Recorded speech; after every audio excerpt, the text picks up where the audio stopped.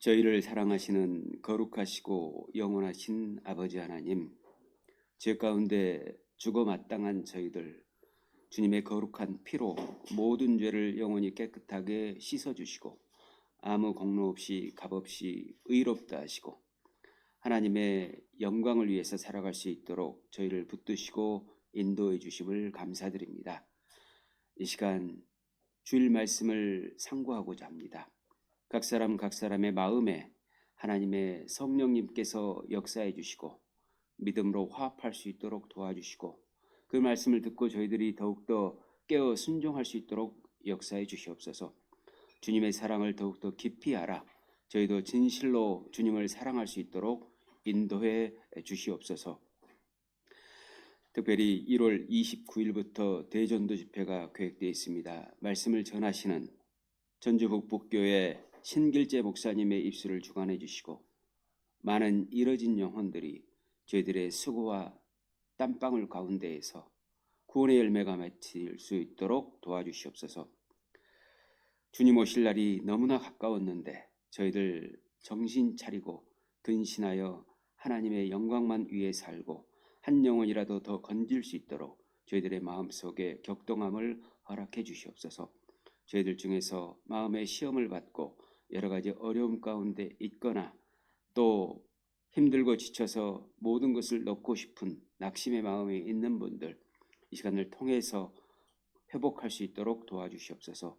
시종을 하나님께만 맡기오며 저희를 사랑하셔서 죄 가운데에서 구원하신 주 예수님 이름으로 기도드립니다. 아멘. 레위기 2장 펴겠습니다. 레위기 2장 1절 2절입니다. 레위기 2장 1절 2절 레위기 2장 1절 2절 함께 읽겠습니다.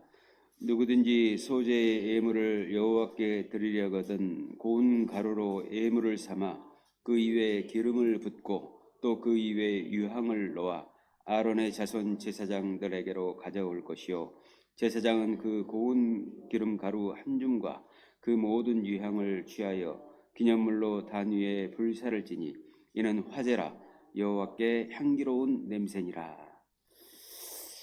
지금 공주 갈릴리 수양관에서는 중고등부 학생들과 그리고 선생님들께서 동계 수련회를 참석하고 있습니다. 그래서 자리가 좀 드문드문하지요. 위에서 기도해 주시길 바랍니다. 오늘 오후쯤에 마치고 돌아올 예정입니다. 그리고 이제 또 4층에서는 새롭게 또 전도 집회 말씀을 들으신 분도 계십니다. 우리 교회가 계속해서 하나님의 구원의 역사가 나타난다고 하는 것은 특별한 하나님의 은혜일 겁니다. 병원을 열심히 다니는데 병이 낫지 않으면 의미가 없지 않습니까? 사람이 죽어만 간다면 의미가 없지 않습니까? 마찬가지입니다. 교회도 생명이 탄생하지 않는 교회는 의미가 없을 겁니다.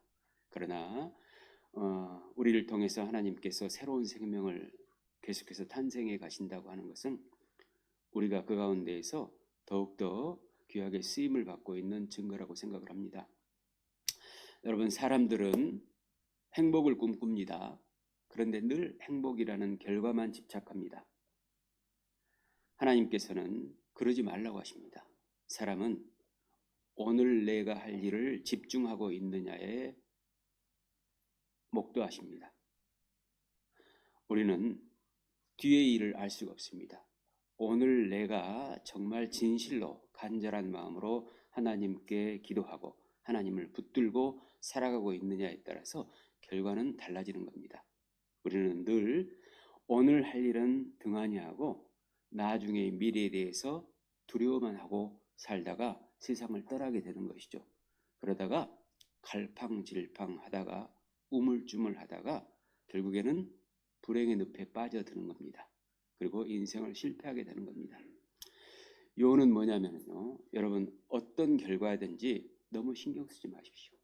내가 오늘 하나님 앞에서 진실된 마음으로 할 일을 하고 있으면 그뿐입니다. 인간의 몫은 그것밖에 할 수가 없습니다. 그런데 사람들은 그렇게 생각하지 않아요. 돈도 많이 버는 목적을 가지고, 일도 많이 성취하는 목적을 가지고, 어떤 문제도 빨리 해결되는 목적을 가지고 거기에만 집중하고 있는 겁니다. 그러면서 자기 일은 안 하고 있는 거예요. 여러분이 일이 안 이루어지는 것, 불행해지는 것, 삶이 괴로운 일, 고달픈 이유는 오늘 할 일을 안 하고 있는 겁니다. 사람들은 하고 싶은 일을 주로 찾아 살려고 합니다. 성경에서는 그러지 말라고 하십니다. 해야 할 일을 먼저 하라는 겁니다. 그래서 마태복음 6장 33절에도 보면은 너희는 먼저 그의 나라와 그의 의를 구하라. 그리하면 이 모든 것을 너희에게 더하시리라. 삶의 우선순위가 있습니다. 우리는 꼭 해야 될 일을 하지 않으면 실패합니다. 하고 싶은 일을 하고 살면 결국 나중에는 하기 싫은 일을 맞닥뜨리게 됩니다. 그래서 여러분들 삶의 팁을 하나 드리는 겁니다. 성경적인 팁을 꼭 해야 할 일은 기억하십시오. 비록 다 완성하지 못해도 괜찮습니다. 하나님은 정말 그걸 해야 하는 일을 하는지를 보십니다. 그리고 하나님께서 도우십니다. 분명한 것은 하나님께서는 내가 하고 싶은 대로 하잖아요. 안 도와주십니다. 근데 해야 할 일을 내가 선택하고 시작하잖아요. 그때부터 하나님의 역사가 나타납니다. 이것이 인생의 진리입니다. 지난 수요일에 새해가 되자마자 미국과 일본과 인도네시아에서 지진이 발생했다는 말씀을 드렸지 않습니까? 근데 그 이후에도요, 여러분 잘 아시겠습니다만은 여러 나라에서 계속해서 지진이 발생했더라고요. 왜 새해 시작부터 첫날부터 이런 일이 발생할까? 과연 이유가 없을까? 그 말입니다. 또 핀란드에서는, 스웨덴에서는 영하 43도까지 내려갔는데 같은 유럽에서는 한 곳은 독일과 프랑스 같은 경우는 홍수로 사람들이 죽어가고 있는 겁니다.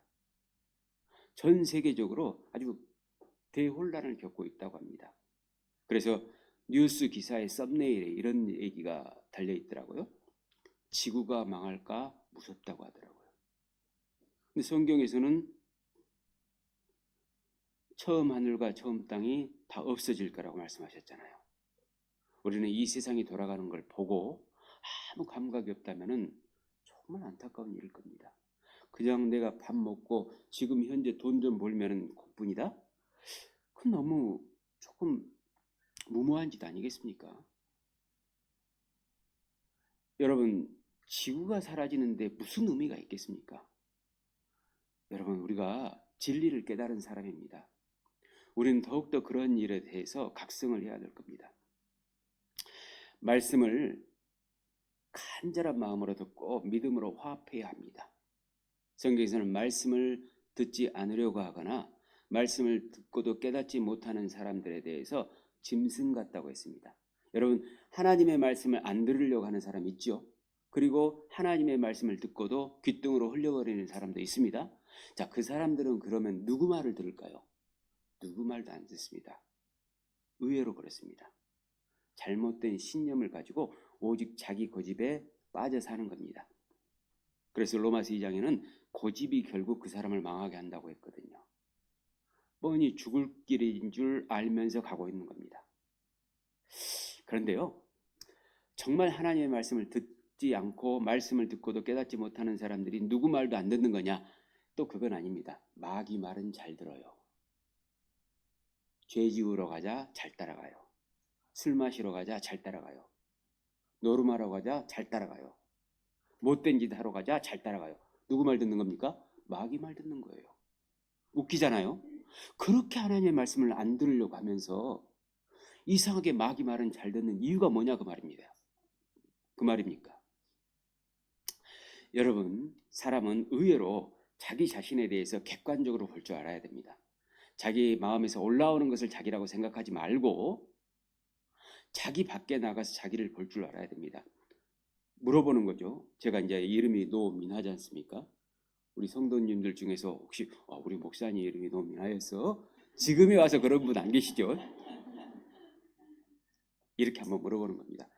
민아야, 너 지금 제대로 생각하고 있어? 제대로 길 가고 있어? 제대로 된 일을 하고 있어? 물어봐야 됩니다. 그렇지 않으면은 내가 어느 길을 가는지도 모르고 살 수도 있거든요.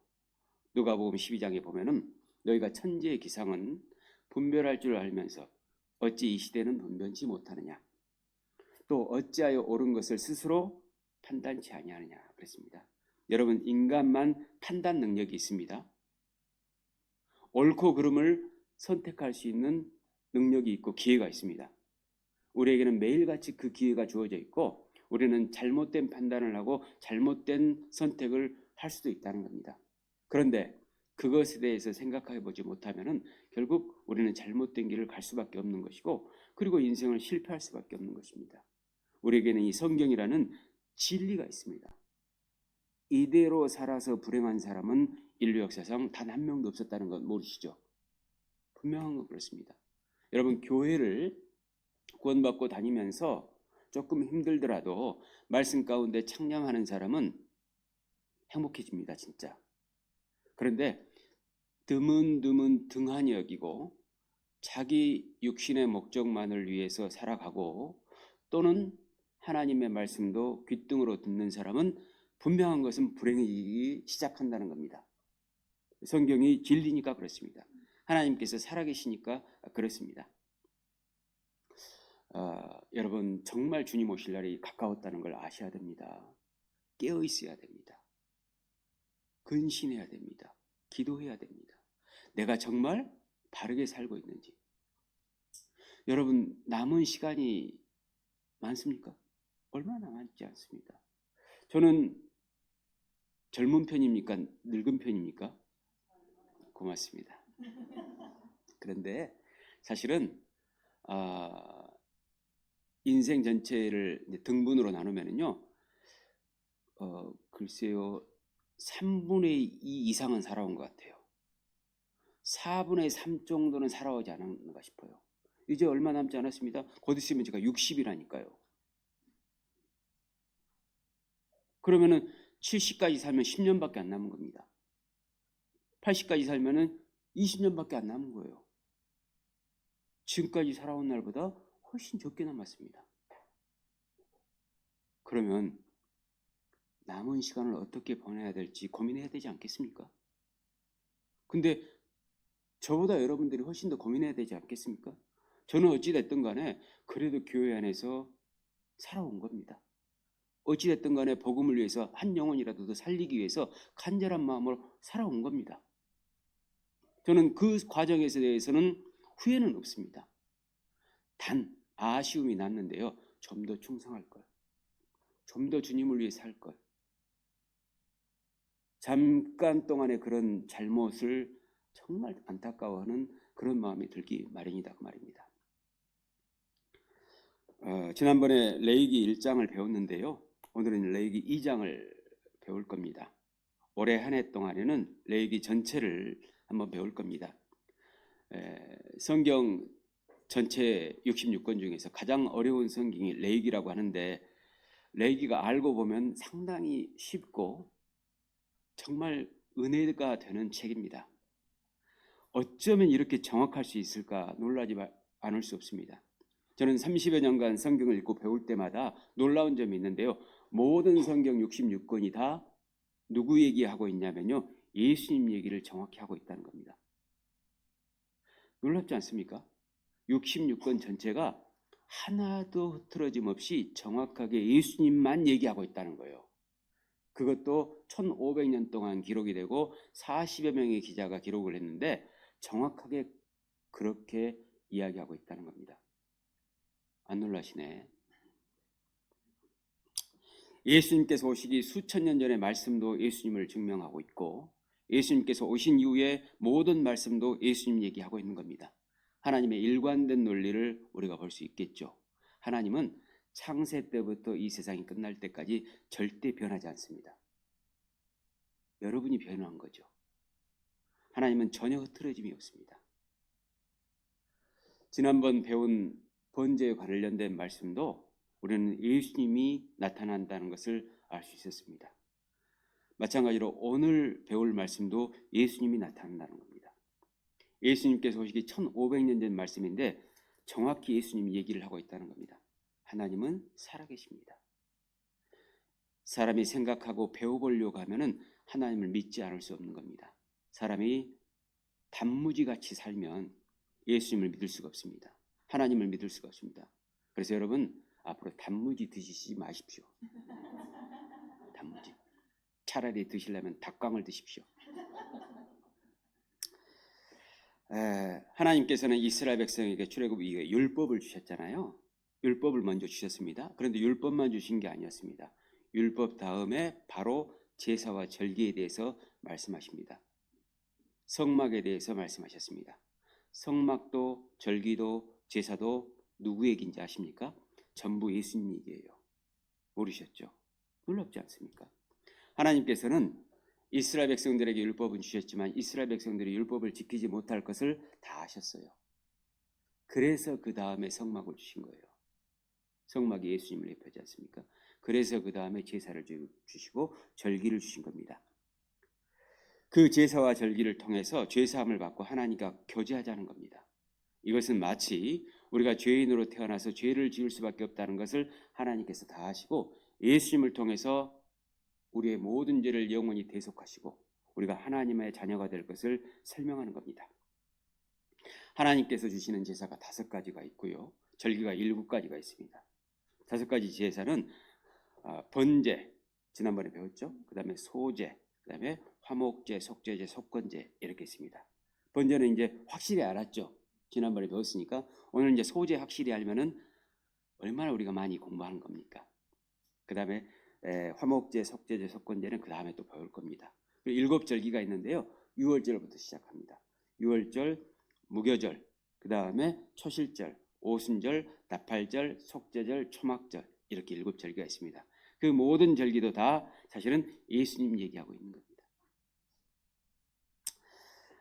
번제는 지난번에 배운 번제는 제물을 죽여서 태워드리는 제사였습니다. 그 제물을 태워드릴 때 하나님께서 여호와께 향기로운 냄새라고 했습니다. 그건 하나님께서 기뻐 받으시는 제사라는 뜻이죠.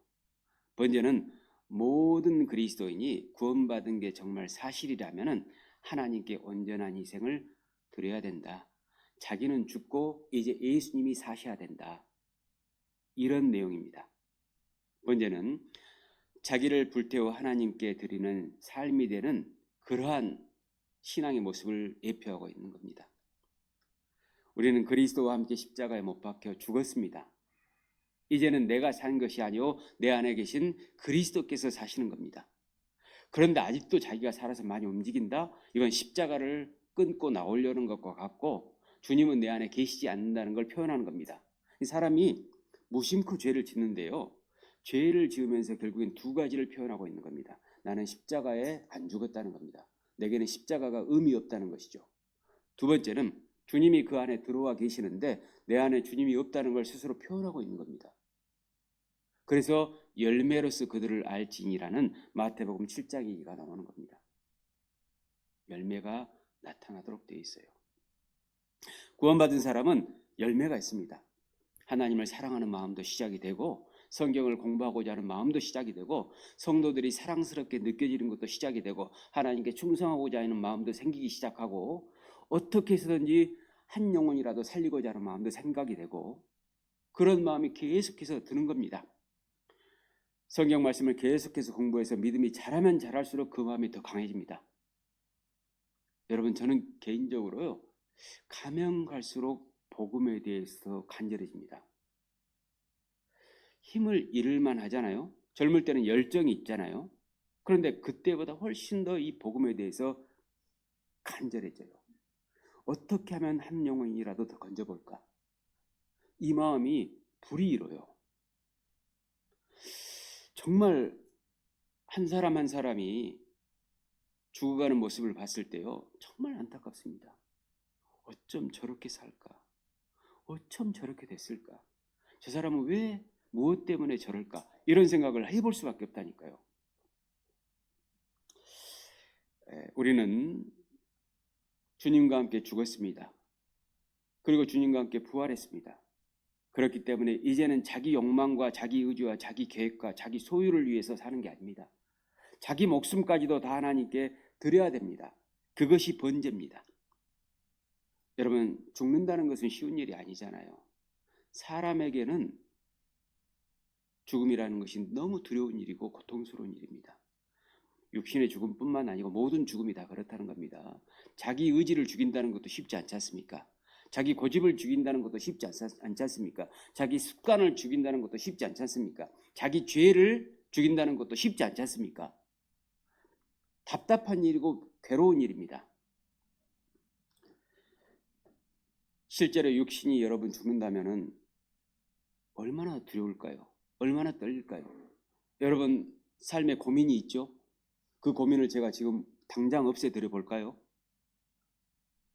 없애드려 볼까요? 오늘 밤에 죽는다면 여러분이 고민하는 것이 고민이 되겠습니까? 어떤 것도 고민이 안 됩니다. 오늘 당장 저녁에 죽는다는데 아무것도 고민이 안 됩니다. 누가 나를 미워하는 것도 고민이 안 될 겁니다. 돈 없는 것도 고민이 안 될 겁니다. 내가 실수한 것도 고민이 안 될 겁니다. 어떤 것도 고민이 안 됩니다. 죽음 앞에서는.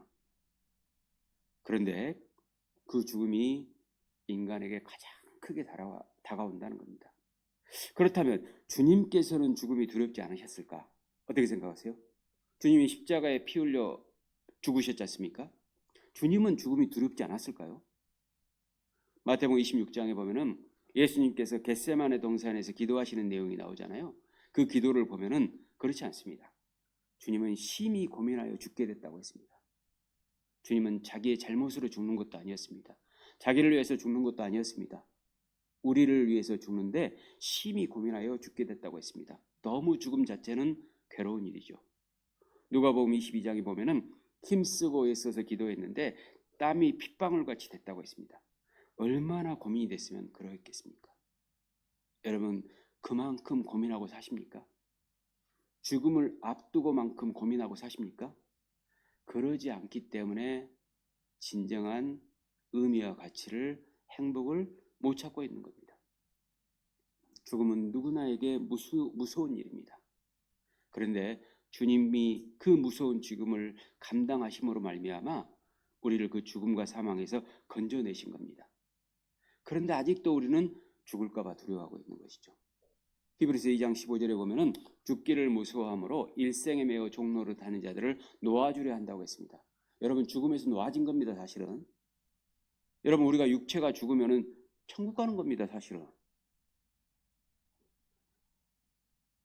이 괴롭고 힘든 나를 죄악 가운데로 끌어가는 병들고 지치는 이런 육신을 벗어나서 천국 가는 겁니다. 사실은 여러분, 그 죽음을 두려워하는 것은 믿음이 없거나 부족하거나 약하기 때문일 겁니다. 여러분, 세상에 어떤 누구라도 아무리 강한 사람이라도 죽음 앞에서는 덜덜 떨 수밖에 없지 않습니까? 그런데 그 주님께서는 우리를 사랑하는 마음으로 죽음의 두려움을 극복하도록 해주신 겁니다. 그런데 아직도 극복하지 못하고 죽기를 무서워함으로 일생에 매어 종노릇하는 사람이 많습니다. 내가 돈은 이 정도 모아놔야 되는데 이 정도 안 모으면 나 죽을 것 같으니까. 또 몸 관리는 이만큼 해야 되는데 이만큼 안 하면 죽을 것 같으니까. 그러니까 오직 살기 위해 사는 거죠. 죽을까 봐 사는 겁니다. 그게 무슨 의미가 있겠습니까? 그건 연명하는 것이지 삶이 아니지 않습니까? 사람은 살려고 사는 게 아닙니다. 자기의 가치와 의미를 가지고 목적한 바를 이루기 위해서 사는 겁니다. 어떤 열매를 맺히기 위해서 사는 겁니다. 주님께서는 죽음을 우리를 사랑하시기 때문에 극복하셨죠. 그리고 우리에게도 극복하라고 하십니다. 우리도 주님을 진정으로 사랑한다면 죽음을 이길 수 있습니다. 하나님께서 그 이길 마음을 주십니다. 그러니까 믿음이 더하면 더할수록 이게 환상이 아니고요. 진짜로 죽음은 두렵지 않습니다. 죽음이 두렵지 않은 사람은 제일 강한 사람이 아니겠습니까? 고린도전서 15장에 보면은 사망아 너의 쏘는 것이 어디 있느냐? 사망아 너의 이기는 것이 어디 있느냐? 우리 주 예수 그리스도로 말미암아 우리에게 이김을 주시는 하나님께 감사한다고 사도 바울은 얘기합니다. 사도 바울은 죽는 게 두렵지 않았던 것이죠. 사도 바울은 목 잘려 죽었다고 하지 않습니까? 그는 우리와 동일한 사람일 텐데 왜 죽음도 전혀 두렵지가 않았냐고 말입니다.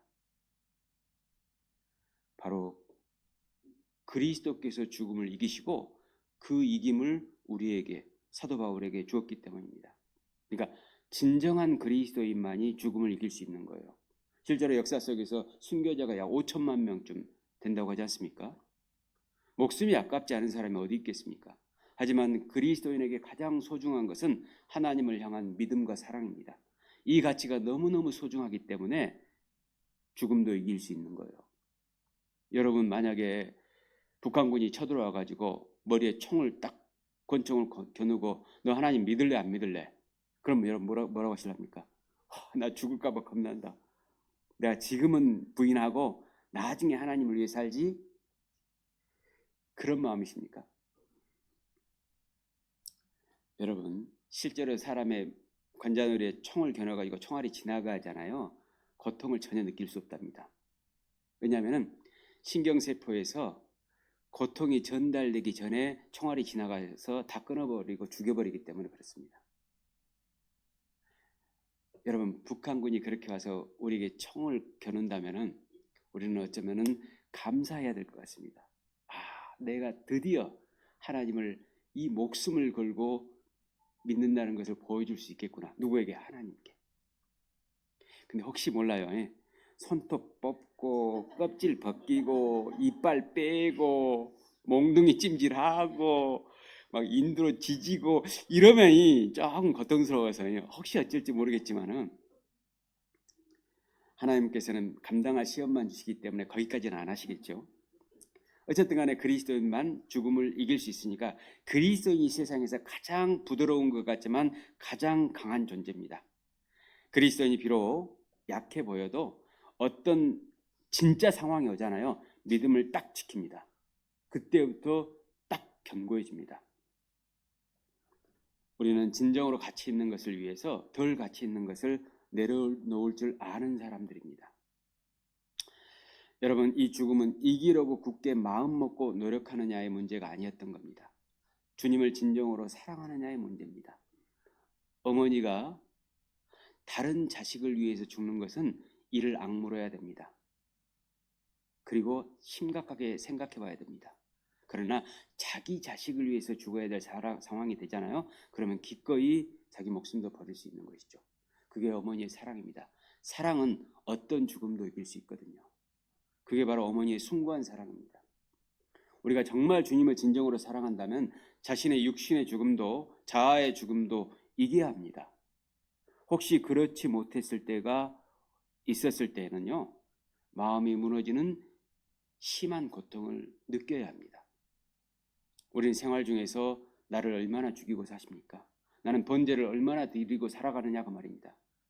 아주 사소한 것도 나를 죽이지 못하고 늘 살아 움직이는 뻣뻣한 신앙생활이 되고 있지는 않습니까? 그럼에도 불구하고 전혀 마음의 통증을 못 느끼고 있지 않습니까? 그러면은 성경에 있는 대로 실상은 살았으나 저가 죽은 것이라 그러지 않을까요? 최근에 저는 죽음의 두려움과 고통에 대해서 묵상을 해봤거든요. 하나님께서는 왜 사람에게 죽음의 고통과 두려움을 주셨을까? 안 주시고 그냥 죽을 때가 되면 아유 죽는다 이렇게 죽을 수도 있었을 것 아닙니까? 사람이라고 하는 것이 뭐 고통도 없이 그냥 죽어도 되잖아요. 근데 왜 그렇게 고통을 처절하게 느끼고 죽음의 고통이 가장 크지 않습니까? 왜 그렇게 해야 되느냐 그 말입니다.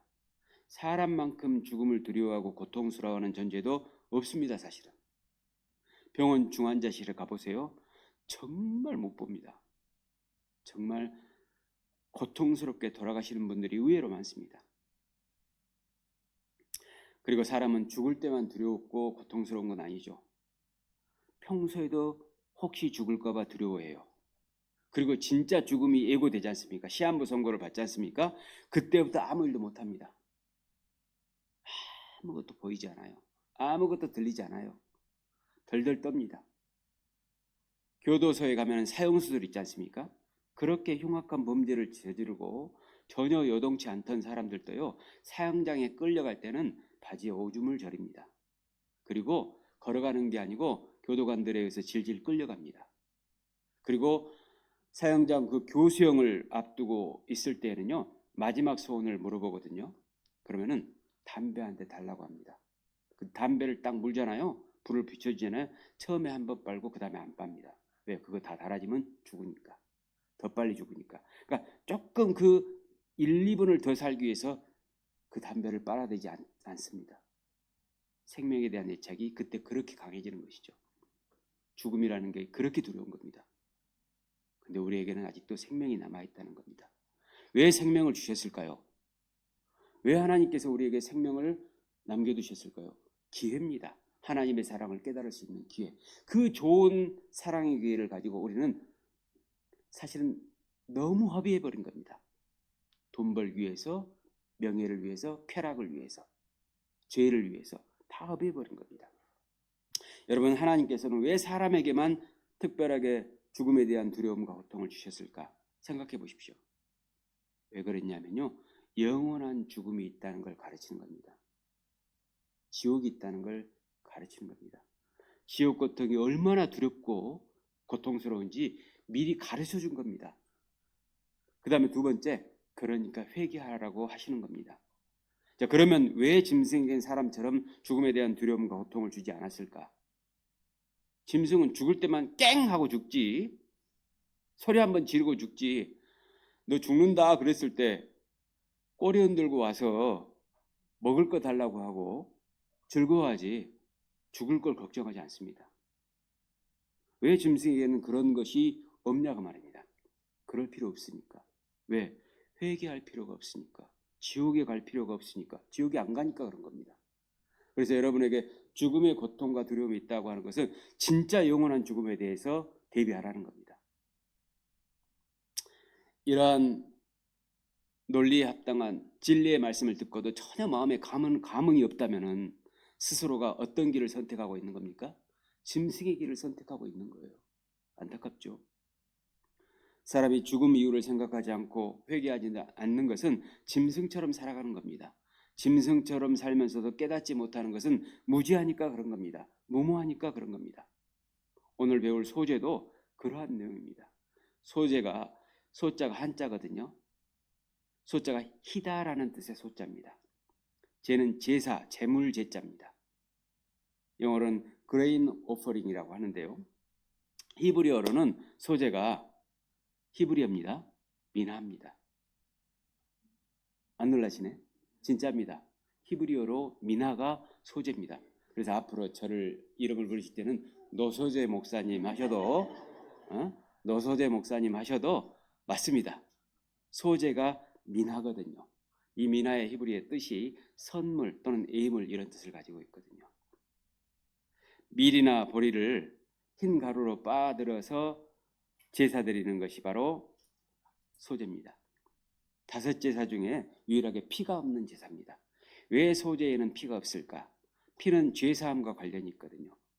피 흘림이 없은즉 사함이 없느니라. 피가 죄를 속하느니라. 죄가 있는 곳에는 반드시 피가 있어야 됩니다. 그런데 소제에는 피가 없습니다. 왜냐하면 예수님은 죄와 상관없는 분이기 때문에 그렇습니다. 소제는 하얀 가루는 깨끗하신 성결하신 예수님을 나타내는 겁니다. 예수님께서는 죄가 없으신 분입니다. 히브리서 4장 15절에 보면은 모든 일에 우리와 한결같이 시험을 받은 자로되 그는 죄가 없으시니라 그랬습니다. 예수님은 그러니까 흰 가루 같은 분이에요. 또 흰 가루라고 하는 것은 그리스도인이 하나님 앞에서 성결한 깨끗한 모습으로 살아가야 되는 것을 나타내는 겁니다. 2장 1절입니다. 2장 1절 누구든지 사람이라면 예외 없이 누구나 모든 사람은 속죄함을 받고 성결한 모습으로 살아야 될 것을 얘기하는 겁니다. 인간의 본분은 바로 소제를 드리는 겁니다. 이것이 바로 삶의 이유입니다. 우리는 소제 드리려고 사는 겁니다. 소제의 예물을 여호와께 드리려거든 고운 가루로 예물을 삼아 그 위에 기름을 붓고 그 위에 유황을 놓아 아론의 자손 제사장들에게도 갈 것이요 제사장은 고운 기름 가루 한 줌과 그 모든 유향을 취하여 기념물로 단 위에 불사를 지니 이는 화제라고 하는 것은 불태워 드리는 불화자의 제사를 얘기하는 겁니다. 여호와께 향기로운 냄새니라. 여기 소제의 요건 3가지가 나오는데 첫 번째 고운 기름 가루입니다. 두 번째 기름이고 세 번째 유향입니다. 먼저 고운 가루에 대해서 말씀을 드릴게요. 예수님은 고운 가루가 되셨습니다. 이건 뭘 얘기하는 거냐면 고난당하시고 멸시천대를 받으시고 십자가에 죽기까지 하셨다는 걸 얘기하는 겁니다. 자기를 부인하신 예수님, 자기를 부인해서 하나님께 굴복하신 예수님을 나타내는 겁니다. 여기 줄을 걸쳐 놓으시고 이사야서 50장을 보겠습니다. 이사야 50장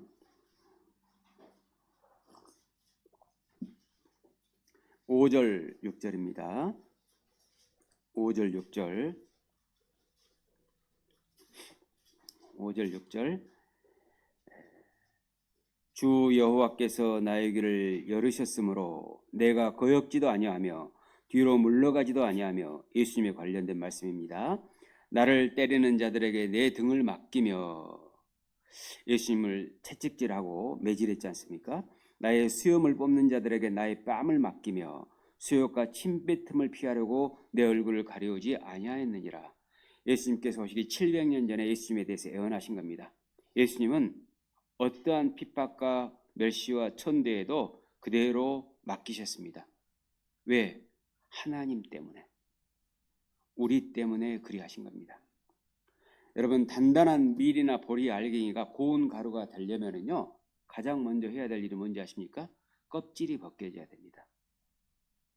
이건 뭘 얘기하는 거냐면요, 강팍한 마음으로 죄를 짓던 우리의 죄의 껍질이 벗겨져야 됨을 얘기하는 겁니다. 여러분, 그리스도인들은 껍질 벗고 살아야 됩니다. 예전에 지었던 죄들에 대한 습관 가지고 살면 안 되는 겁니다. 에베소서 2장을 또 보겠습니다. 에베소서 2장 3절로 5절입니다. 에베소 2장 3절로 5절 3절 전에는 1절을 받는 말씀인데요. 하나님께서 구원하시기 전에는 그 말입니다.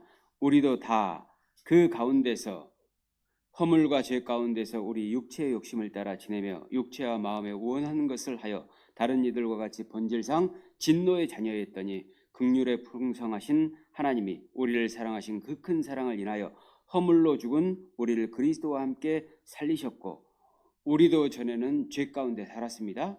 그런데 그리스도께서 우리를 다시 살게 하신 겁니다. 너희가 은혜로 구원을 얻은 것이라. 여러분, 껍질을 벗어야 됩니다. 전의 삶을 그대로 고수한다면 이건 껍질 벗지 않고 사는 겁니다. 껍질 벗지 않고 어떻게 가루가 되겠고 어떻게 사람들이 먹을 수가 있겠습니까? 우리가 껍질을 벗지 않고 어떻게 하나님께 드릴 수 있겠습니까? 안 되는 겁니다. 사사기 7장에 보면은요, 기드온과 300용사의 얘기가 나오는데요. 이 기드온이 300명의 군대를 데리고 미디안과 전쟁을 하고 있는 겁니다. 근데 전쟁 방법이 참 묘했어요. 칼이나 창으로 화살로 가지고 전쟁하고 죽이는 게 아니었고요. 한 손에는 나팔을 든 겁니다. 그리고 한 손에는 항아리를 들었어요. 근데 항아리 안에는 횃불이 담겨 있었어요.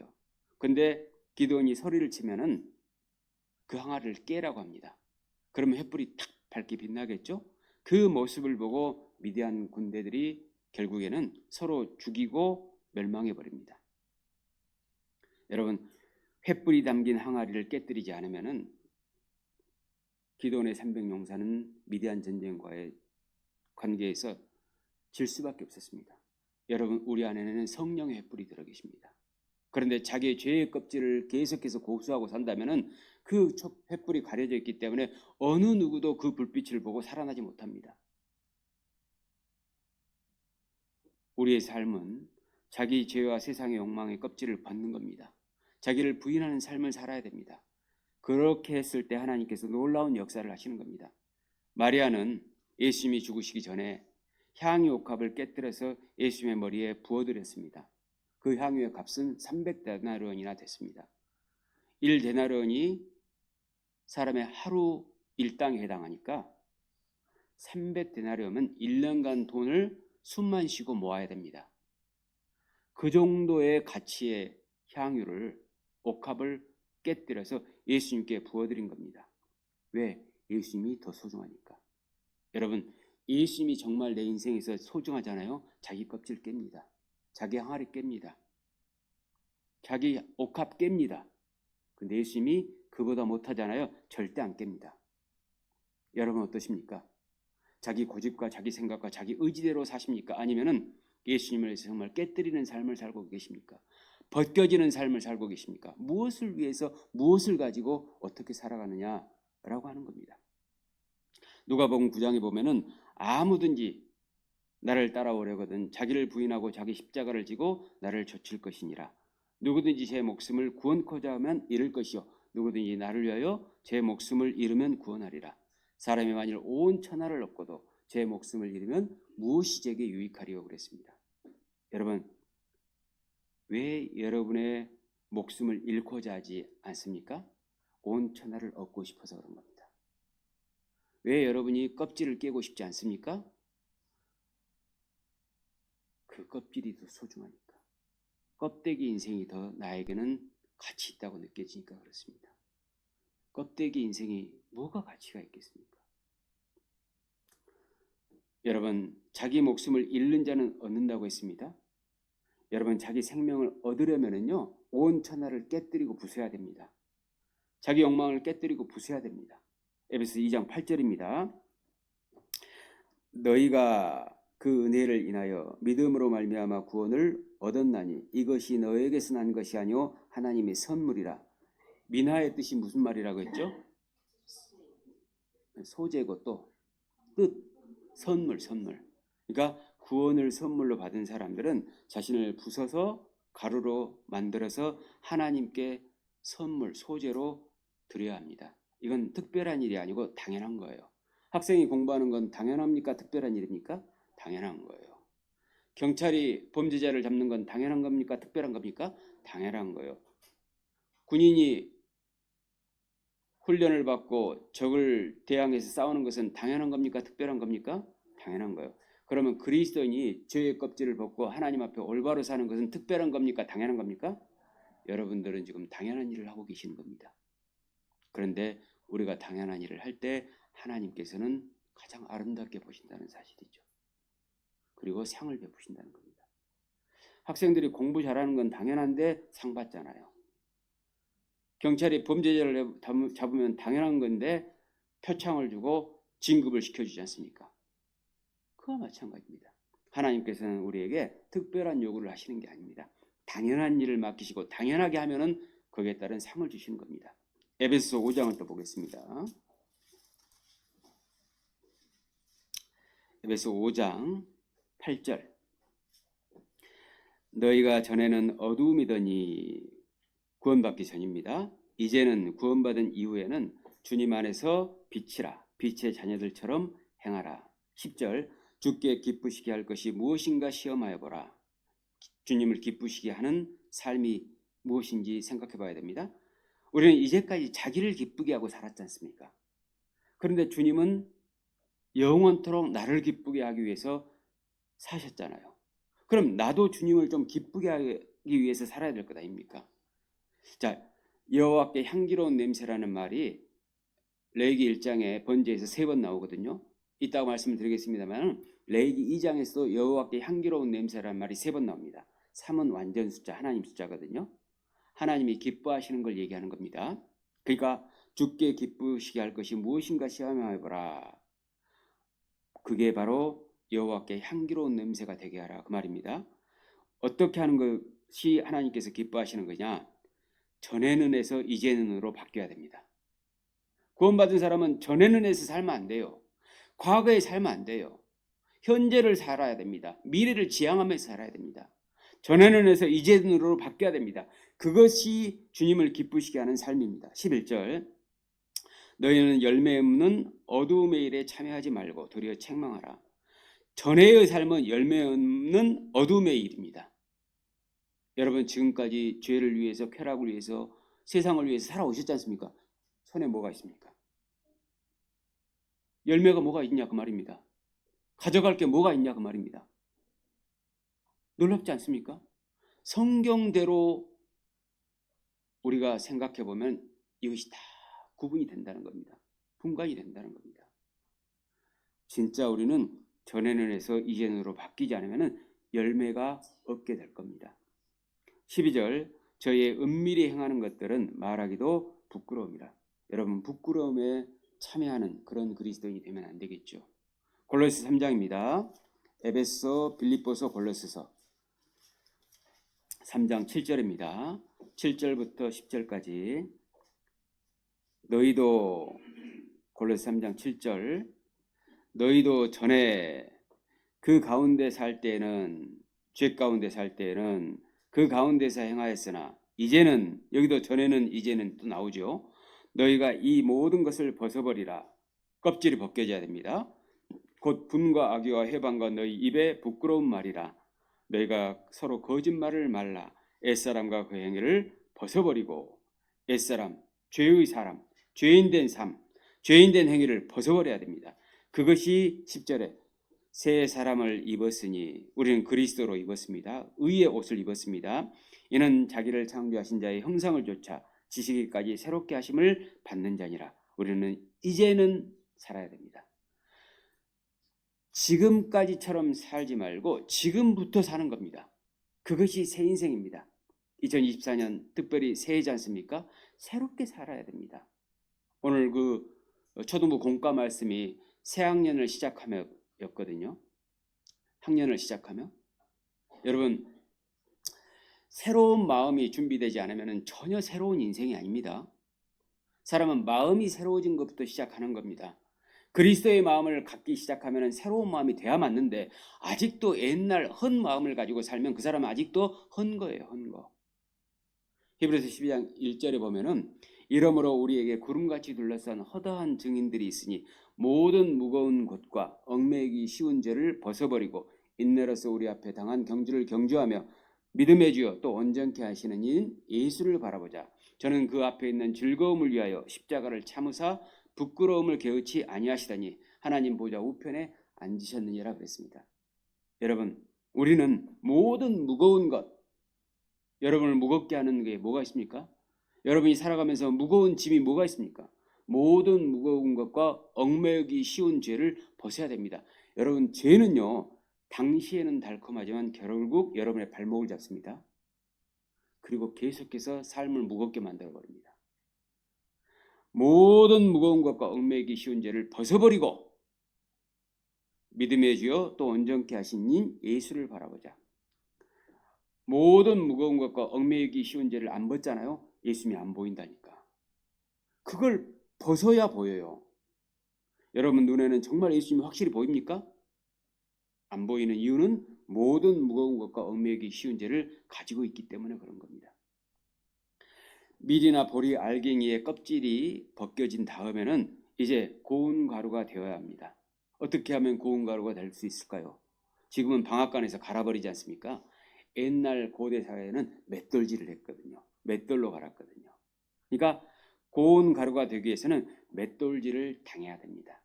근데 손으로 돌리는 맷돌도 있지만은 이스라엘 땅에는 연자 맷돌이라는 게 있었습니다. 마태복음 18장에 보면은 실족해 하면은 차라리 그 연자 맷돌을 그 목에 달리고 바다에 빠치는 것이 나으리라 이 말씀이 있는데요. 연자 맷돌이 뭐냐면 소나 말이나 나귀가 돌리는 맷돌입니다. 엄청 큰 거죠, 보니까. 그러니까 연자 맷돌 같은 것은 아주 크고 단단한 알갱이까지도 순식간에 가루가 되게 할 수 있습니다. 이처럼 자기 죄가 아무리 커도 예수님의 맷돌 안에 들어가면 우리는 새하얀 가루로 바뀔 수 있다는 겁니다. 대속이 될 수 있다는 겁니다. 그런데 그 예수님 맷돌로 들어가기 싫어하니까 항상 그 알갱이로 남아있는 겁니다. 자기 욕망이 아무리 커도 아예 흔적도 없이 사라지게 할 수 있는 것이 바로 예수님의 맷돌입니다. 여러분 인생에서요 예수님의 맷돌을 경험하지 않으려고 하지 않습니까? 그러면은 반드시 예수님의 심판의 돌에 망하게 됩니다. 그럼 여러분은 예수님의 맷돌을 통해서 새하얀 가루가 되어야겠습니까? 아니면 예수님의 심판의 돌에 의해서 망해버려야겠습니까? 전자해야 됩니다. 마태복음 21장에 보면은 예수님께서 자신을 머릿돌로 비유했거든요. 그리고 대제사장들과 장로들에게 너희는 천국을 뺏길 거라고 했습니다. 왜? 예수님의 맷돌에 안 들어가려고 하니까. 예수님의 머릿돌 위에 떨어지는 자는 깨어지겠고 그 머릿돌이 사람 위에 떨어지면은 사람을 완전히 가루로 만들어 버린다고 했습니다. 심판이죠. 그러니까 예수님의 맷돌질의 소재 가루가 될 것인지 예수님의 머릿돌에 심판의 가루가 될 것인지 선택은 각자의 몫이다 그 말입니다. 우리는 예수님의 맷돌로 들어가야 됩니다. 우리가 소재 가루로 부서지는 것은 참 고통스러운 일이죠. 하지만 부서지기만 하면 새하얀 가루로 바뀝니다. 보들보들해지는 겁니다. 그래서 구원받으면 보들보들해지는 거예요. 옛날에는 안 그랬거든. 누가 차만 운전해서 막 끼어들려고 해도 한바탕 하고 응? 너 내려 너 내려 하고 윽박지르고 욕설도 하고 그러지 않습니까? 그리고 누가 째려만 봐도 기분 나빠가지고 이 사람을 지금 가만히 있으니까 가만히로 보이는 거야 아니면 보자 하니까 보자기로 보이는 거야 그러면서 막 대들지 않습니까? 옛날에는 그래요. 그러나 진짜 고운 가루가 되지 않습니까? 그러면 부들부들해집니다. 에스겔 36장에 보면은 이스라엘 백성들에게 하나님께서 부드러운 마음을 주신다는 말이 있습니다. 구원받은 그리스도인들은 고운 가루처럼 부들부들해집니다. 물론 처음에는 한 번씩 나오긴 하죠. 그냥 성질 한번 부리는 경우도 있습니다. 그러나 계속해서 말씀 가운데에서 예수님의 맷돌질을 더 당하잖아요. 부들부들해진다니까. 보들보들해진다고 말입니다. 그래서 이 가루가 돼서 부들부들해지면은 그 다음에 물을 한 바가지 딱 넣지 않습니까? 그러면 찰지게 서로 뭉치지 않습니까? 그렇습니다. 구원받은 그리스도인들은 말씀 안에 딱 들어오기 시작하면서부터 성도들과 뭉치기 시작합니다. 그런데 부들부들 안 해지는 알갱이가 하나 있어요. 뭉치겠습니까? 삐져나오겠습니까? 삐져나가는 거예요. 그래서 구원받지 않은 사람은 교회를 떠나버리는 겁니다. 그래서 요한일서 2장에 보면은 저가 우리에게서 나간 것은 우리에게 속하지 아니함을 나타내려 함이라 그랬습니다. 그러니까 떠난 이유는 아직도 자기는 알갱이라는 것이죠. 예수님의 맷돌질을 경험하지 못했다는 것이죠. 가루가 안 됐다는 것이죠. 하얀 가루로 남아있지 못한다는 것입니다. 그리스도인이 예전에 자신의 모습을 벗고 맷돌질 안에 들어와야 부서지고 부서질 때 성도들과 하나가 되고 하나님과도 아주 친밀하게 하나가 될 수 있습니다. 여러분 신앙생활하는 것이 괴로운 일입니까? 즐거운 일입니까? 정말 즐거운 일입니다. 여러분에게 만약에 술집에서 술 좀 마시자고 하면 여러분 괴롭겠습니까? 즐겁겠습니까? 괴로운 일입니다. 나이트클럽 가서 한번 흔들어 대자고 하면 괴롭겠습니까? 즐겁겠습니까? 괴로운 일입니다. 노름판에 가서 노름 한번 하자 하면 괴롭겠습니까? 즐겁겠습니까? 괴로워요. 희한하잖아요. 예전에는 그런 게 너무 좋았던 거야. 가루는 그렇지 않다는 겁니다. 가루가 됐으니까. 하얀 가루가 됐으니까. 여러분 밀이나 보리의 알갱이가 그대로 있으면은 빵이 안 되는 겁니다. 양식이 될 수 없는 겁니다. 하나님께 드려지지 못하는 겁니다. 양식을 먹지 못하면 힘이 없잖아요. 아무 일도 못하죠. 그러니까 여러분이 왜 신앙생활이 고달프냐? 아직도 알갱이기 때문에 그렇습니다. 진짜 예수님의 맷돌에 들어와야 됩니다. 교회 안에서 뿌리를 깊이 내려야 됩니다. 이곳이 내가 살 곳이고 이곳이 나의 집이다. 이곳의 주인은 바로 나다. 이런 마음을 가지고 살아야지만이 여러분이 힘이 생깁니다. 그때부터. 진짜입니다. 여러분 알갱이 때는 거칠고 참 씹기도 곤란할 수 있잖아요. 그러나 고운 가루가 되면 부드러워지는 것은 바로 그리스도인의 변화된 모습을 상징하는 겁니다. 저는 어렸을 때 교회를 다녔거든요. 교회를 다니면서 교회 오빠, 교회 언니들을 많이 봤거든요. 정말 사람이 인자해. 우리 동네 형들은, 우리 동네 누나들은 못하면 막 군밤도 주고 혼내기도 했는데 교회 오빠 언니는 안 그랬어. 항상 비나야, 아이고 왔어, 아이고 잘 왔다, 아이고 앉아. 뭐 빵도 갖다 주고 그랬던 기억이 나요. 참 인자하고 따뜻했었어요. 물론 그건 이제 지금 돌아보면 좀 형식적인 건 맞죠. 근데 우리는 진짜 참 그리스도인이 됐습니다. 진짜 교회 오빠 언니들처럼 살아야 됩니다. 교회 언니들, 교회 오빠들 많으십니다. 그래서 늘 새로운 성도가 오시고 또 형제자매들이 오시면은요 정말 부드럽게 다가가고 사랑으로 보듬어주고 안아줘야 됩니다. 다시 레위기로 넘어가겠습니다. 레위기 2장 1절 1절, 2절입니다. 누구든지 소제물의 예물을 여호와께 드리려거든 고운 가루로 예물을 삼아 그 위에 기름을 붓고 또 그 위에 유향을 놓아 아론의 자손 제사장들에게로 가져올 것이요 제사장 그 고운 기름 가루 한 줌과 그 모든 유향을 취하여 기념물로 단 위에 번제단입니다. 불사르는 제단이에요. 불사를 지니 이는 화제라 여호와께 향기로운 냄새니라. 기름을 붓고 그랬잖아요. 기름은 성령을 상징합니다. 예수님은 성령으로 잉태되셨죠. 바로 또 예수님을 상징하고 있는 겁니다. 예수님은 성령에 이끌려 마귀에게 시험을 받으셨죠. 성령의 권능으로 이스라엘 백성에게 다니면서 복음을 전했습니다. 그리고 성령으로 하나님의 영광을 드러내신 분입니다. 그리고 성령을 통해서 기뻐하시고 성령으로 자신을 십자가에 드렸습니다. 성령의 능력으로 그리고 부활하셨습니다. 그리고 성령을 우리에게 부어주시는 분이 예수님입니다. 그 성령을 받은 우리는 거듭난 겁니다. 그래서 우리도 성령의 인도함을 받고 성령을 쫓아 살아가는 겁니다. 그리고 성령 충만을 받아야 됩니다. 성령으로 봉사하고 성령으로 희생하고 성령으로 기도하고 성령으로 주님을 더욱더 알아가는 삶이 신앙생활입니다. 우리는 예수님처럼 성령의 권능으로 복음을 전해야 합니다. 그것이 하나님을 기쁘시게 하는 삶입니다. 그러다가 성령의 부활에 몸을 입고 하나님의 나라에 들어가게 되는 겁니다. 그것이 그리스도인의 올바른 온전한 삶입니다. 예수님의 사역이 성령으로 시작해서 성령으로 진행되고 성령으로 마쳤던 것처럼 우리의 사역도 마찬가지입니다. 우리의 삶도 성령으로 시작해서 성령으로 살다가 성령으로 마치는 겁니다. 2장 1절에 또 보면은 고운 가루에 기름을 붓는다고 했는데 그리스도인이 부서져야 성령님께서 역사하실 수 있다는 겁니다. 부서지지 않으면은 기름을 위에다 부은들 소용없는 겁니다. 부서지지 않으면은 성령께서 우리를 통해서 일하실 수 없는 겁니다. 그리고 또 유향을 그 위에 놓는다고 했는데요. 유향은 홍해 연안에서 자라는 유향나무 열매에서 추출한 고급 향료입니다. 제물에 유향을 부어서 제물이 향기가 나도록 해줬던 겁니다. 이건 유향은 성도의 헌신, 성도의 기도, 성도의 기쁨을 상징하는 겁니다. 그리스도인이 부서져서 성령의 인도하심을 받을 때 하나님께서 기뻐하시고 하나님께서 우리의 기도를 들으시는 겁니다.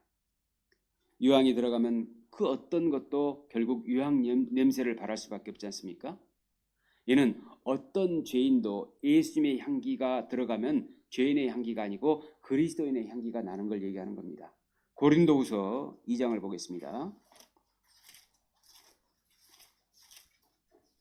2장 14절부터 16절입니다. 항상 우리를 그리스도 안에서 이기게 하시고 우리로 말미암아 각 처에서 그리스도를 아는 냄새를 나타내시는 하나님께 감사하노라. 그리스도를 아는 냄새를 우리에게서 나타내시는 겁니다. 15절 우리는 구원 얻는 자들에게나 망하는 자들에게나 하나님 앞에서 그리스도의 향기니 우리도 향기입니다.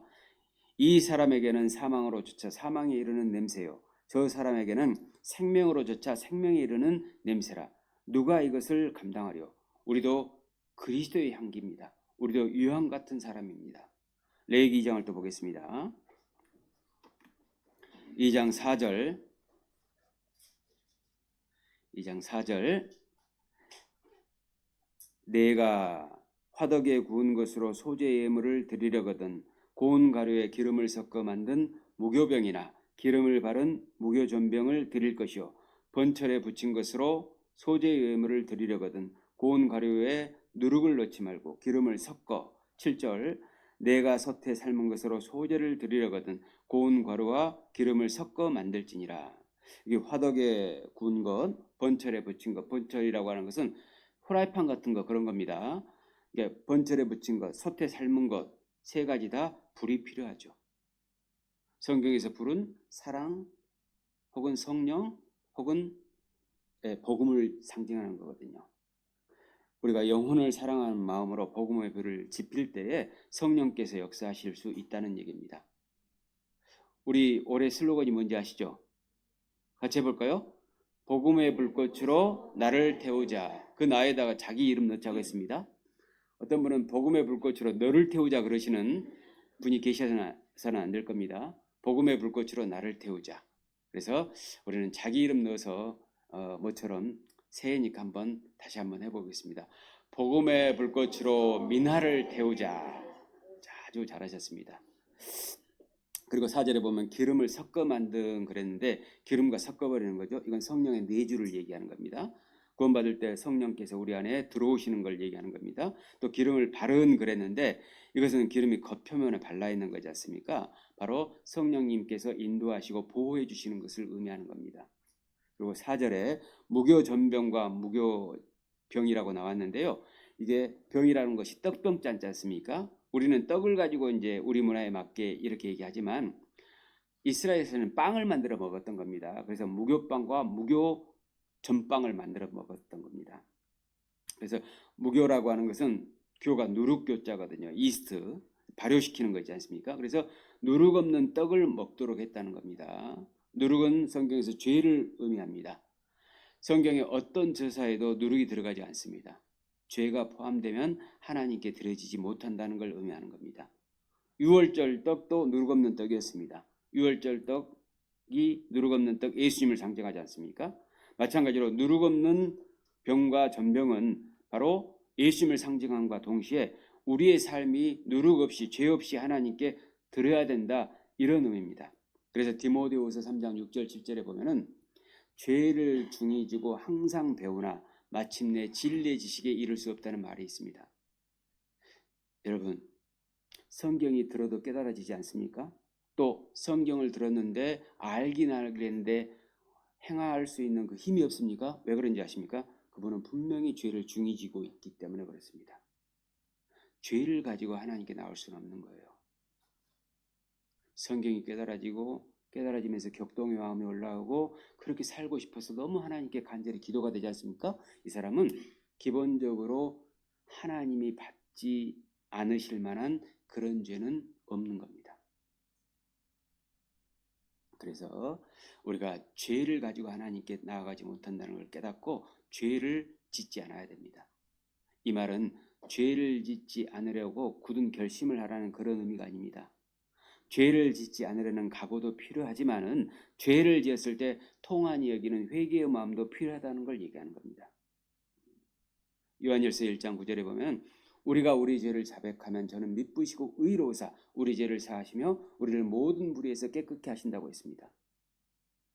우리는 보통 하나님께 순종하고 하나님께 올바로 산다는 의미를 죄 하나도 안 짓고 사는 의미로 생각할 수 있잖아요. 그렇지 않습니다. 인간은 그럴 수 없거든요.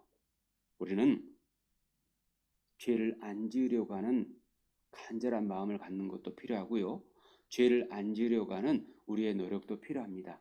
그러나 그렇지 못했을 때 죄를 지었을 때 하나님 앞에 정말 무릎을 꿇고 간절한 마음으로 회개하는 마음도 필요한 겁니다.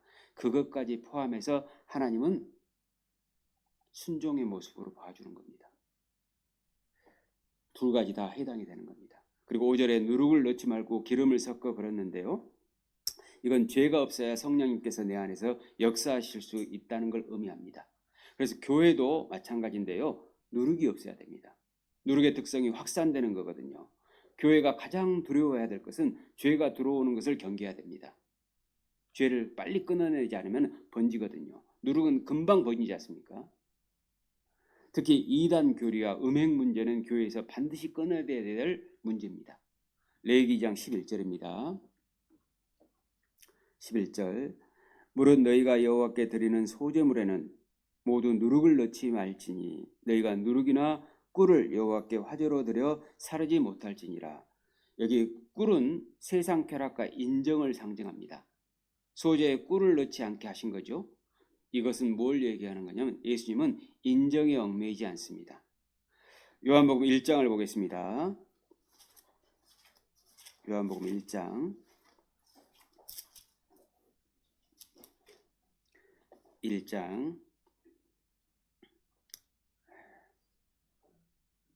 12절 13절 같이 읽어보겠습니다.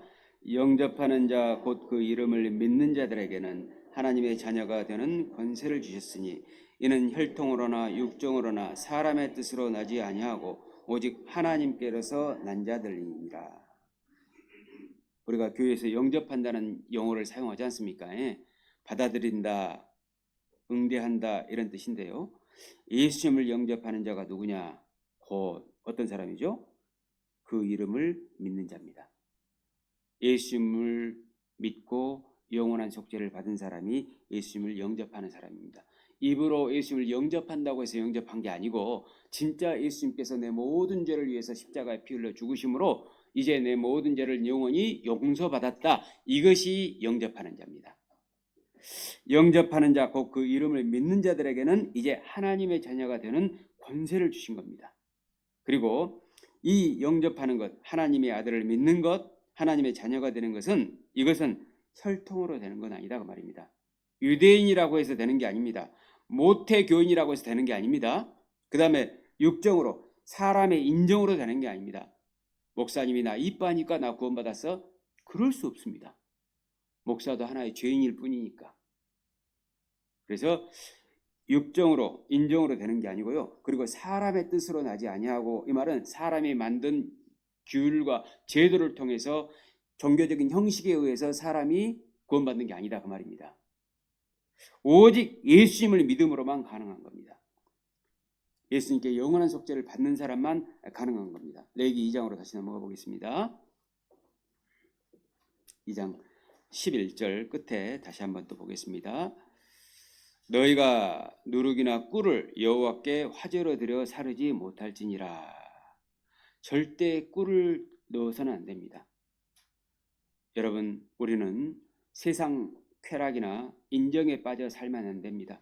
교회 안에서 친한 사람들끼리만 인정적으로 묶이잖아요. 그건 꿀을 넣는 것과 같습니다.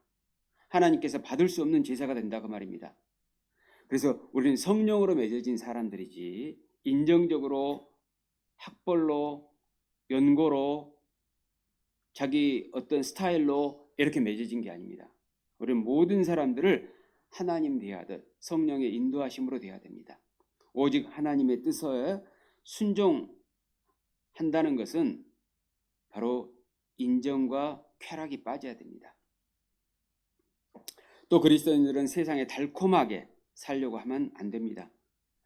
고난을 각오하고 복음을 전하는 삶을 살아야 됩니다. 잠언 5장을 또 보겠습니다. 잠언 5장 3절로 6절입니다. 잠언 5장 3절로 6절. 대저 음녀의 입술은 꿀을 떨어뜨리며 그 입은 기름보다 미끄러우나 나중은 쑥같이 쓰고 두 날 가진 칼같이 날카로우며 그 발은 사지로 내려가며 그 걸음은 음부로 나아가다니 그는 생명의 평탄한 길을 찾지 못하며 자기 길이 든든치 못하여도 그것을 깨닫지 못하느니라. 3절에서 음녀의 입술이 꿀을 떨어뜨린다고 했습니다. 죄는 달콤한 겁니다. 그러나 6절 끝에 보면은요, 깨닫지 못하느니라 그랬습니다. 죄를 짓는 사람은 죄를 깨닫지 못해요. 또 놀라운 것은 죄를 안 지으려고 하는 사람, 죄를 두려워하는 사람, 하나님과 가까이 하려고 하는 사람은 죄를 지을 때마다 죄가 두려운 마음이 생기거든요. 여러분, 죄는 달콤한 꿀과 같습니다. 그렇지만 결국 미끄러워집니다. 그리고 나중에는 쑥같이 쓰고 두 날 가진 칼같이 날카로워서 그 사람을 죽여버립니다. 그래서 죄의 삭은 사망이고 죄가 여러분을 쥐고 있다는 걸 아셔야 됩니다. 여러분, 우리가 죽어가는 이유는 사실 죄 때문이 그렇습니다. 우리가 죽어가는 이유는 누룩 때문에 그렇고 꿀 때문에 그런 겁니다. 그놈의 꿀, 세상 돈 몇 푼 버는 것, 세상 즐거움 조금 더 얻는 것, 내 마음대로 조금 하고 싶은 것, 불편한 걸 안 해보려고 하는 것, 이런 것들, 나 좋아하는 사람을 만나서 취미생활 하는 것, 이런 것들이 다 꿀입니다. 잠언 25장을 또 보겠습니다. 25장 16절. 16절 같이 읽겠습니다. 너는 꿀을 만나거든 조카리만큼 먹으라. 과식함으로 토할까 두려우니라. 여러분, 세상 꿀을 많이 먹지 않습니까? 세상 쾌락을 많이 먹지 않습니까? 세상 인적을 많이 먹지 않습니까? 다 토해냅니다. 결국은. 27절입니다. 또 같이 읽겠습니다. 꿀을 많이 먹는 것이 좋지 못하고 자기의 영예를 구하는 것이 헛되니라. 여러분 절대 꿀을 드시려고 세상을 살아서는 안 됩니다. 여러분 쓴 약은 몸에 좋다는 말이 있지 않습니까? 좋은 약은 입에 쓰다는 말이 있지 않습니까? 성경이 비록 여러분의 입에 쓸지 모르지만 여러분의 마음에 혹시 아픔을 줄지는 모르지만 진짜 약이 되는 겁니다. 성경은 정말 약입니다. 성경 배우고 건강해지지 않은 사람은 없습니다. 육신의 건강뿐만 아니고 영혼의 건강까지 다 포함해서 말씀드리는 겁니다. 벌써 저를 봐도 건강해 보이지 않습니까? 제가 체력은 약해도 건강한 편입니다. 레위기 2장을 또 다시 넘어가 보겠습니다. 레위기 2장 13절입니다. 13절 같이 읽겠습니다. 내 모든 소재물에 소금을 치라. 내 하나님의 언약의 소금이니 내 소재에 빼지 못할지니 내 모든 내물에 소금을 드릴지니라. 지금 소재에 아까 세 가지 조건이 고운 가루, 기름, 유향이었지 않습니까? 여기에다가 소금까지 넣어야 됐습니다. 이 소금이라고 하는 것은 부패를 막거나 맛을 내는 역할을 해주지 않습니까? 성경에서 소금을 하나님의 소금 언약이라고 하는 이런 표현이 나오는데요. 하나님의 약속은 부패하지 않고 변하지 않는다는 그런 뜻입니다. 그러니까 하나님은 말씀하시고 번복하실 수 없는 거예요. 민수기 23장에 보면은 하나님은 인생이 아니시니 시건치 아니하시며 하나님의 말씀은 변하지 않는다 이런 말씀이 있거든요. 인자가 아니신 후회가 없으시다. 어찌 그 하신 말씀을 실행치 아니하시며 하신 말씀을 바꿀 수 없다는 겁니다. 여러분 우리의 영원한 구원은 바로 하나님의 영원한 소금 언약 때문에 우리가 영원한 언약을 믿고 구원받은 겁니다. 또 구원받은 사람들은 영원한 의인입니다. 그래서 우리는 세상에서 맛을 내는 소금 역할도 해야 됩니다. 소금이 맛을 내려면 어떻게 해야 될까요? 그대로 있어야 됩니까? 녹아야 됩니까? 녹아야 됩니다. 되게 어디에 녹아요? 물에 녹습니다. 그러니까 우리가 소금의 맛을 내려면 말씀에 젖어 살아야 돼요. 말씀이 성경의 물이거든요. 말씀에 젖어 살지 않잖아요. 말씀 듣는 태도를 보면은 이 사람은 소금이 녹아 있구나, 맛을 내는 분이구나, 아닌구나를 알 수 있습니다. 근데 말씀을 듣는 태도를 보면은요, 중간에 자주 빠져나가신 분들, 또는 말씀을 듣는데 자울자울 하시는 분들, 자울자울이라는 말은 사투리죠. 조는 분들을 얘기하는 겁니다. 이런 분들, 그런 분들은 틀림없이 잘 안 녹아요. 그래서 소금의 맛을 내려면 물에 녹아야 되는 것처럼 우리는 말씀에 젖어 살아야 됩니다. 그리고 소금이 물에 녹을 때는 자기가 사라지는 거지 않습니까? 마찬가지입니다. 그리스도인들은 자기를 희생하며 살아야 됩니다. 그리스도인들은 절대 부패한 삶을 살아서는 안 됩니다. 타락된 삶을 살아서는 안 됩니다.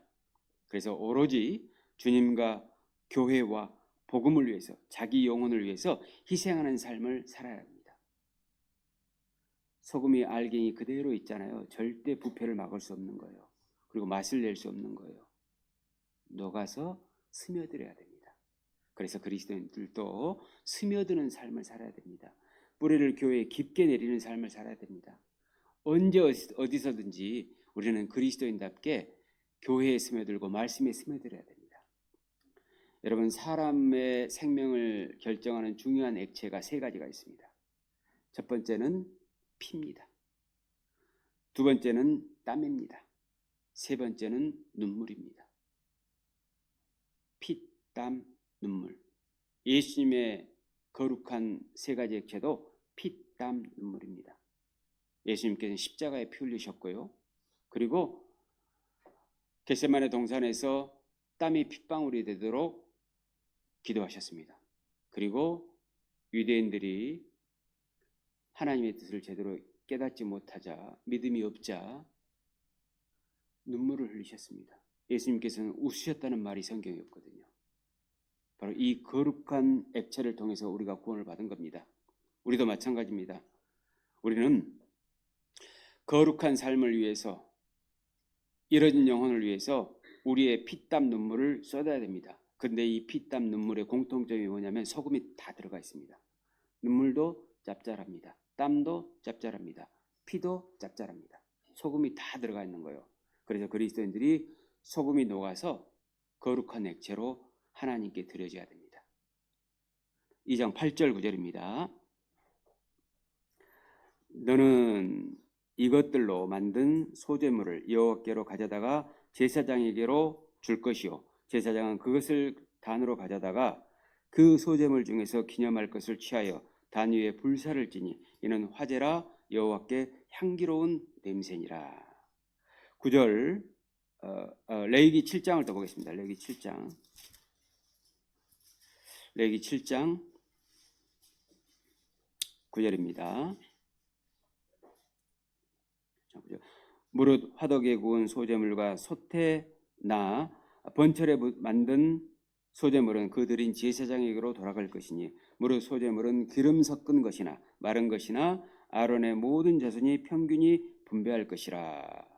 그러니까 소제물을 하나님께 드리기도 했지만 제사장에게로 가져다가 제사장에게도 줬고 제사장이 먹기도 했습니다.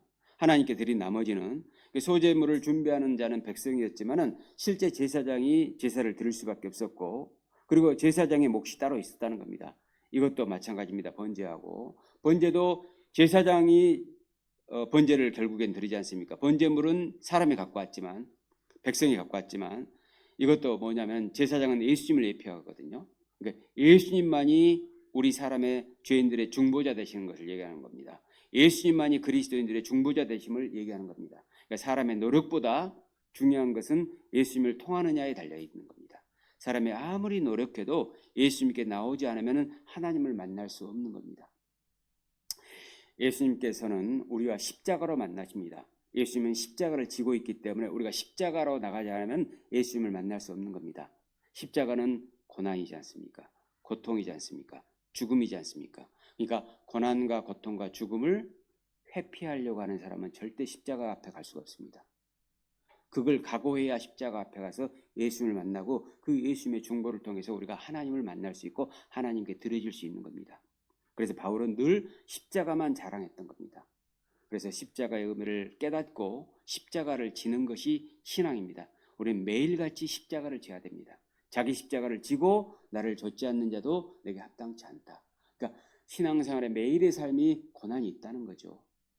고통이 있다는 것이죠. 죽음이 있다는 것이죠. 소재가 돼야 된다는 것이죠. 가루가 돼야 된다는 것이죠. 그러한 것이 없으면 절대 신앙생활을 올바로 못한다니까요.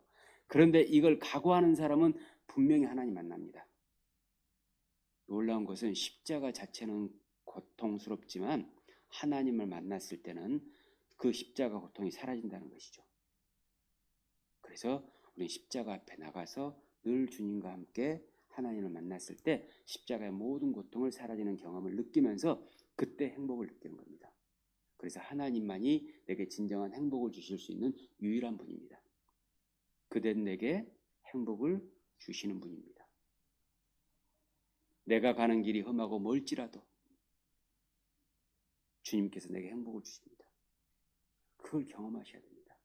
그걸 생각하지 못하면 여러분 한 번도 하나님을 못 만날 수 있습니다. 삶에서. 십자가입니다. 다시 2장으로 넘어가 보겠습니다. 12절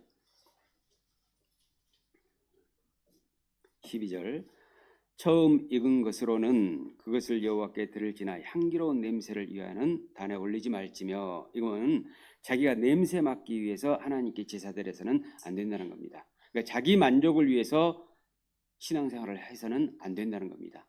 교회를 나오고 봉사를 하고 전도를 하고 그 어떤 것을 하도 내 만족을 위해서가 아니고 하나님께 드려지기 위해서 해야 됩니다.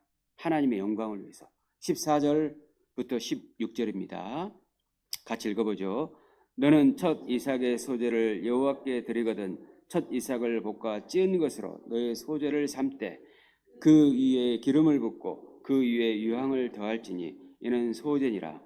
제사장은 찌은 곡식 얼마와 기름의 얼마와 모든 유향을 기념물로 살을지니 이는 여호와께 드리는 화제니라. 여기 보면은 볶아 찌은 것도 불이 나오는 것이죠. 불에 의해서 찌어져서 둘 다 고통스러운 일 아니겠습니까? 이걸 감내해야 하나님께서 기뻐 받으시는 화제가 되는 겁니다. 여러분, 그리고 이 소제는 다른 제사들과 함께 드려졌습니다. 그러니까 늘 함께 진행이 됐었던 겁니다. 출애굽기 29장에 보면은요, 상번제의 규례가 나오는데 항상 번제를 드리는 규례가 나왔습니다. 상번제라고 하는 것이 항상 번제를 드리는 겁니다. 매일 아침 저녁으로 양 한 마리씩을 매일 드리는 제사를 이제 상번제라고 했는데, 이때 반드시 소제도 함께 드려야 했습니다. 그런데 번제와 소제는 항상 함께 나오는데 순서가 중요해요. 먼저는 번제입니다. 그리고 그 다음에 소제가 드려졌어요. 번제 때는 핏부림이 있지 않습니까? 그 다음에 소제가 드려졌다 그 말입니다. 무슨 말이냐? 핏부림은 죄사함이잖아요. 죄 용서받은 사람만 소제를 드릴 수 있는 겁니다. 성화를 온전히 할 수 있는 겁니다. 그러니까 영원한 속죄를 받은 사람만이 올바로 살 수 있어요. 그러니까 영원한 속죄를 못 받은 사람은 신앙생활을 올바로 할 수 없다는 얘기가 되는 겁니다. 그러니까 여러분들이 정말 신앙생활을 올바로 하고 있는지, 아니면 자기 위해 살고 있는지, 나는 하나님께 드리는 삶을 살고 있는 것인지, 늘 하나님께 다고다고 하는 받고자 하는 그런 욕심꾸러기가 돼 있는지 한번 보시면 되는 겁니다. 내가 정말 번제를 먼저 드렸는지, 핏부림을 먼저 받았는지, 그리고 나서 성화와 헌신이 가능한 겁니다. 시편 20편입니다.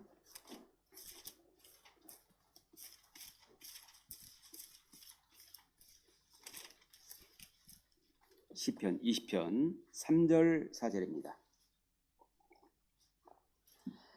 함께 읽겠습니다. 내 모든 소재를 기억하시며 내 번제를 받으시기를 원하노라. 내 마음의 소원대로 허락하시고 내 모든 도모를 이루시기를 원하노라. 여기 보면은요, 소제와 번제가 나오는데 소제는 기억한다고 했고 번제는 받으신다고 했거든요. 바로 번제를 먼저 받으셔야 소제의 삶이 진행이 되면서 기억이 되는 겁니다.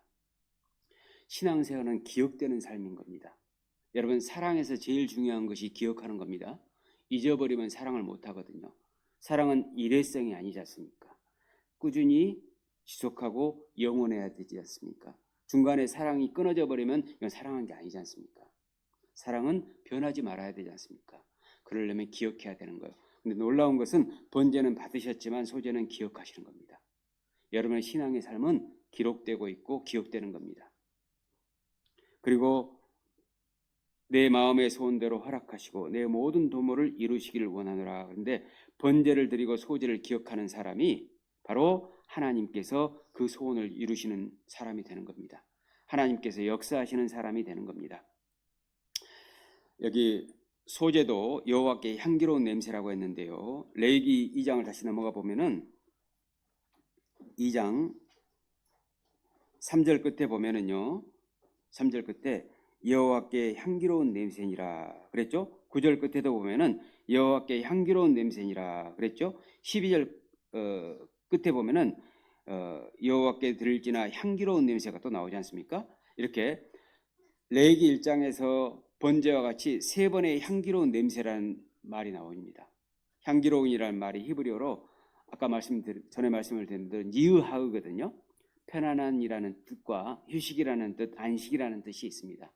하나님께서 번제를 통해서 기뻐 받으시고 안식하게 되는 겁니다. 마찬가지로 소제도 우리의 소제를 받으시고 하나님께서 기뻐하시고 안식하는 겁니다. 하나님을 쉬게 해드릴 수 있는 방법은 우리가 소제로 드려지는 겁니다. 오늘 이 소제를 통해서 하나님께서 기뻐하시는 제사가 무엇인지 말씀을 드렸는데요. 그 조건은 첫 번째, 고운 가루여야 됩니다. 자기 희생이 있어야 됩니다. 두 번째, 기름, 성령님의 역사가 있어야 됩니다. 세 번째, 유향이 그 위에 놓아져야 됩니다. 성도들의 기도가 있어야 됩니다. 그리고 소금이 있어야 됩니다. 네 번째, 부패하지 말아야 됩니다. 죄가 없어야 된다 그 말입니다. 다섯 번째, 누룩이 없어야 됩니다. 죄가 없어야 됩니다. 그리고 꿀을 넣으면 안 됐습니다. 자기 죄와 쾌락의 인정에 빠지면 안 되는 겁니다. 이 6가지가 하나님께서 기뻐하시는 산제사, 소제가 되는 겁니다. 이것이 영적 예배가 되는 겁니다. 레위기장의 소제의 교훈, 이 6가지를 기억하셔야 됩니다. 그래서 기억하기 쉽도록 하기 위해서 제가 마지막으로 좀 정리를 해보겠습니다. 첫 번째 이제 순서는 좀 바꿨습니다. 소금이 들어가야 되죠. 그 다음에 고운 가루가 돼야 됩니다. 그 다음에 기름이 있어야 되죠. 유향이 있어야죠. 앞 글자만 하면 소고기유가 됩니다. 소고기유. 끝에 유자는 기름 유자가 아니고 앞에 기름이 나왔기 때문에 유향입니다. 소고기유에는 뭐가 들어가면 안 되냐면 누룩과 꿀이 들어가면 안 됩니다. 그래서 소고기유에서 누꿀을 빼야 됩니다. 아셨죠? 소고기유가 온전히 받쳐지는 것이 바로 소재고 거기서 누룩과 꿀을 빼는 것이 온전한 소재가 되는 겁니다. 자, 이제 그 소재의 네 가지 요건 아시겠죠? 뭐였죠? 소고기유. 자, 소고기유 그러면 못 알아먹으니까 소, 기, 그 다음에 고부터 해야죠. 고운 가루, 그다음 기, 유. 거기서 뭘 빼라고요? 그렇죠. 자, 우리 평택 서북교회는 이제 소재에 대해서는 뭐가 들어가고 빠지는지 정확히 알 수 있을 것 같아. 소고기유, 누꿀 이렇게 되면 될 것 같습니다. 기도하겠습니다. 주님 감사합니다. 저희에게 소재를 들을 수 있도록 삶을 성화시켜 주셔서 감사드립니다. 주님 앞에 정말 올바로 살아야 되는 것이 무엇인지 잘 알고 있지만 어떻게 해야 될지 몰랐는데 저희들이 또 소재를 통해서 어떻게 살아야 될지 깨닫게 해주신 것을 감사드립니다. 저희들을 기뻐 받으시는 산 제사가 되기를 바랍니다. 오늘 함께 해주신 은혜에 감사드립니다. 저희들 주님 곧 오시는데 그때까지 흠없이 늘 보존해 주시옵소서. 이 시간 이후의 일정도 하나님께 맡깁니다. 특별히 공주 수양관에서 중고등부 동계수련회가 진행되고 있는데 오는 걸음 무사히 귀가할 수 있도록 도와주시옵소서. 이 시간 이후의 모든 일정 하나님 의탁하오며 저희를 사랑하셔서 죄에서 구원하신 주 예수님 이름으로 기도드립니다. 아멘.